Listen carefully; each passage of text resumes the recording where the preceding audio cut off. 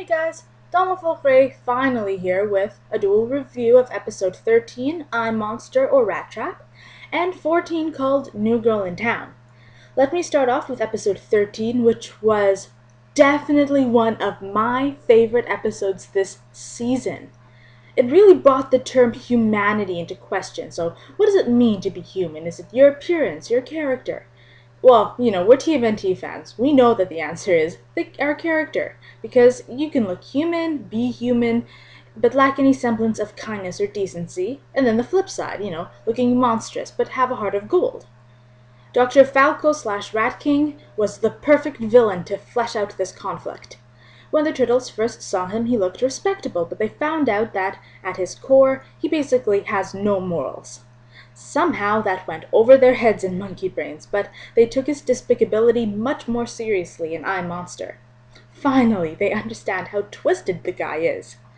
He's crazy, cruel, and generally disgusting. His transition from calling rats disgusting to calling them his brothers added to his character's depth. He has a lot in common with them. For one thing, he's shunned by everything he cared about. In his arrogance, he concluded that humans are beneath him. Apparently, we're the vermin, not himself. We're the parasites. We're the ones who keep taking, and we're spreading all this disease. So he has to purge the city of those who took everything from him. And I thought, basically that was deep. I went between loving the deepness of his character to completely despising his despicability, but kudos to the writers and the creators of the show for making such an awesome villain. Moving on to Master Splinter. I didn't think I could possibly admire the guy more than I do now, but I proved myself wrong. He was the hero of the episode in my opinion. I've always wondered why he didn't go topside with his sons if he was so worried about them. Just to show them the ropes and then generally let them go off and do their own thing. I mean, come on, he's a way better ninja than they are. He could easily hide himself and his sons from people. I mean, of course, I guess there's the reason that if he went with them, we wouldn't have a show. But let's try to go deeper than that. In my opinion, he exiled himself from humans. He can't walk on the surface without remembering everything he's lost, and that's just too much for him, and I don't blame him. For now, he's content with taking care of his sons because he believes he has nothing if he loses them. He knows the turtles more specifically, see him as a strong, invincible character, and after hearing Mikey's comment, he really tried to maintain that image until the truth about Dr. Falco's new abilities came clear. Basically, Splinter learned that it's okay to be a little vulnerable emotionally, so you can better confront your fears and embrace your family. Now, Leo. Oh my goodness, Leo. He was awesome in this episode. Loved it. I mean, I've never seen him so focused and family-oriented. His fighting skills and leadership are definitely improving. I loved that he, for one, didn't take all the character for being the first to take Splinter. He shared success with his brothers. Yay, Leo, for not being an arrogant bastard.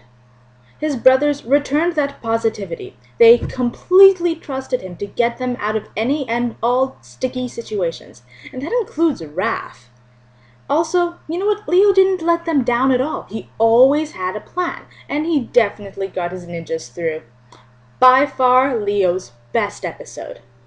Now, I have to touch on Leo's expression when he punched Splinter, because that was seriously one of the most touching moments of the episode.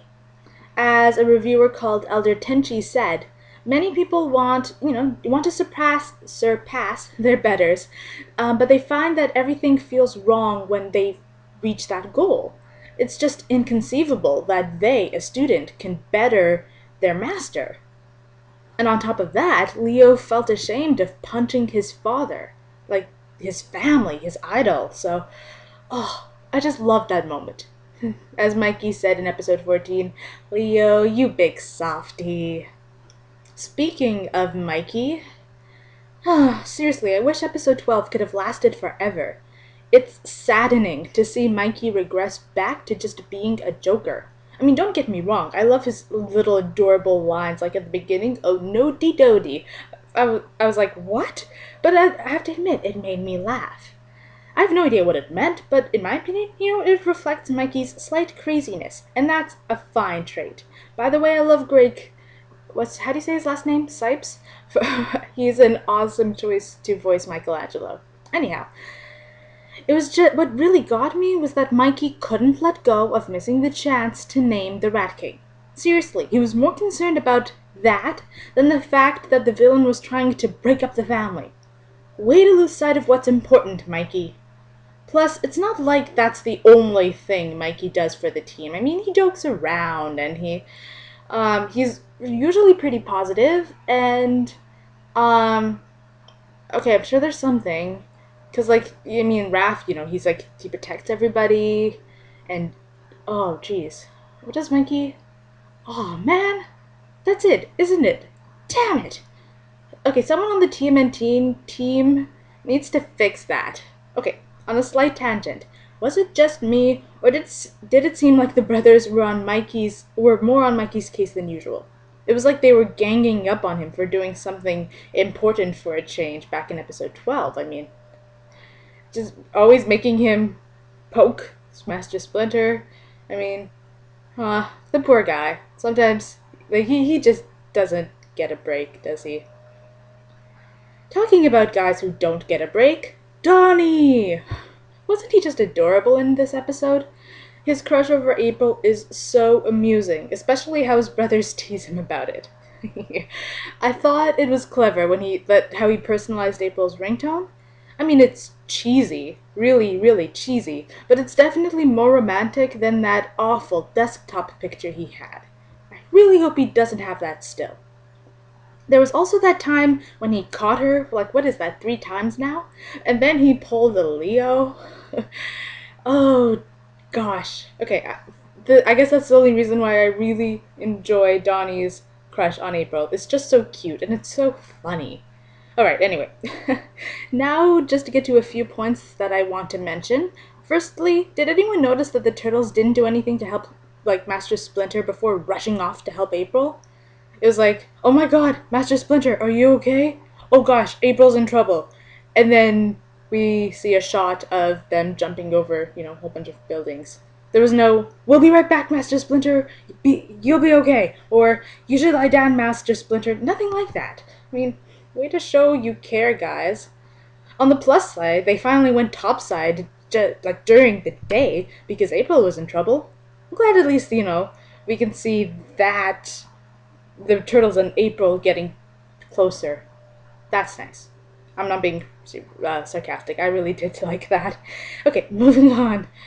I have to say I enjoyed the reference to the 2003 show, because both the 2K3 and, well, I guess the 2K12 show have the same episodes. Sorry, the titles are the same, whichever episode featured the Rat King. Also, the Rat King came through similar circumstances. The results of experiments to enhance human abilities. And they also dealt with the meaning of humanity. So that was, like, seriously, that was great. I loved it. Okay, if the creators of the show, however, stick with the similarities, we'll definitely be seeing the Rat King again. No matter what Mikey says about Count Ratula. Or was it Dracula? I didn't quite catch it, but that's okay. Moving on to episode 14, New Girl in Town. This time I'm going to start off with Leo because I have the most to say about his character. Ever since Raph said, "Stick it in your shell" back in episode 1, I've been looking forward to the inevitable showdown. Though, recently I had my doubts it would happen because for the past few episodes, like since episode 10, Raph has appreciated, respected, and probably admired Leo. But then Leo goes and blows up because Raph criticized him for the first time in weeks? What? I mean, if this episode aired right after episode 8, everything would make much more sense, because Raph was already on Leo's case about being weak. Instead, Leo gets all angry after Raph has been in his corner for a while now. How did Leo not see that? Way to live in your own world, Leo. Then to make matters worse, Leo doesn't actually get worried about his brothers because he's too busy being all googly-eyed for Karai. I am not impressed. I understand Leo was upset about being unappreciated, and then he finds this girl who seems to, and maybe, he can find a way to help her and he feels needed again. So I can understand that. And his burden, being a leader, it's heavy, and then people are always questioning you, just makes you want to throw in the towel. So I guess, in short, I'm not upset that Leo needed some space. But I expected him to be, a little more worried about his brothers. Seeing Mikey unconscious on their couch, I thought would make Leo realize that he wants to be a leader to protect his brothers, not so they'd look up to him. But as far as I could tell, the realization never hit him. I mean, his family realized how much they need him, but Leo didn't realize how much he needs his brothers. And that's just so irritating. The only good thing about his development in this episode is that the lesson from episode 8, about crossing the line, actually carried over. Leo knows he's not villain material because he was raised to help people, not hurt them. He was tempted, by the freedom that being a villain would bring, but he realized that he has a responsibility to the human populace of New York, if not his own family. Okay, I have one word for Korea, like Karai, Leo, Korea. It's unhealthy. Every time the pair run into each other, they fight. There is nothing romantic about it. It's not like Leo ever caught Karai in midair or ever, saved her. Oh, wait, he wants to save her. Right, he sees some good in that feisty spirit, so he's determined to bring it out. Though she's the Shredder's daughter, he wants to bring her to his side. Oh god, I don't see any good coming out of this. Alright, Leo, I'm gonna move on from Leo. He's actually the only character I'm disappointed about. Everyone else pretty much has my stamp of approval, and that includes Raph. For the most part, I think he was in character. Okay, he was probably a little too harsh to Leo at the beginning of the episode, and it seemed odd to me that he'd actually freeze in battle. I mean, it's battle, it's Raph. It seemed a little odd, but it wasn't, anything drastic. What's important is that Raph realized once and for all that he respects Leo, that he needs Leo. As the 2003 Mikey said, Raph is free from thinking because Leo does all the thinking for him. I mean, not to say Raph can't handle himself, but being responsible for yourself is very different from being responsible for the people you care about. I expect that, Raph will continue to voice his opinion from now on, and we've seen that in episode 15, especially, where Karai is concerned. But I think when it comes to battle tactics, he'll be way more polite about it. Okay, moving on to Karai. She is definitely a piece of work. For one thing, she is a boss of a ninja, and she always has one up on Leo. However, I'm not completely convinced of her, shall we say, evilness? It's not quite the best word to describe it, but I can't think of anything else. Anyway, in my opinion, she values independence and freedom way too much, well, obviously to be a good guy, but she just can't seem to take orders no matter what the reason is.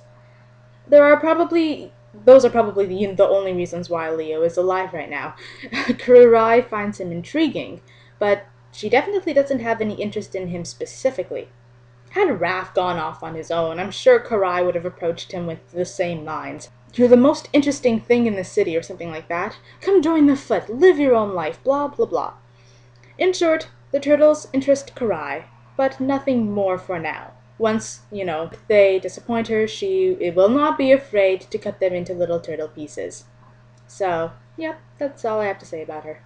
Except for the fact that I'm interested in seeing how her relationship with her father will progress. I don't think she cares about him, just as long as he's more interested in revenge than in being a father. The more he goes on and on about revenge and his vendetta, I'm sure she'll be more and more rebellious. But, as we saw, she's not afraid of doing her own thing, even if it goes against her father's plans, unlike Bradford. I mean, the only thing Shredder has to motivate her is her life. It will probably work for a while, but I think seriously she's not going to put up with it for long. At least I don't think so. Okay, that is all I have to say, guys. For the question of the day, let me know what you guys think about Karai. I've gotten quite a few comments in my previous video, but let me know again what you think about her, and you can include what you think about her after watching episode 15. Alright, thanks for watching, guys, and I hope you will have an awesome week. Talk to you again for episode 15.